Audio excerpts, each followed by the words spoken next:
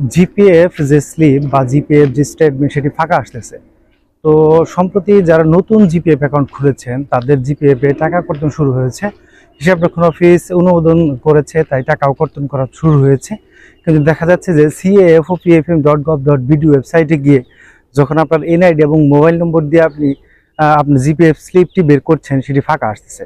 এর কারণ হচ্ছে হিসাবরক্ষণ অফিস জিপিএফ এর যে তথ্য সেটি পেনশন অ্যান্ড ফান্ড ম্যানেজমেন্ট অর্থাৎ সিএএফও পিএফএম অফিসে সেটি ফরওয়ার্ড করেনি।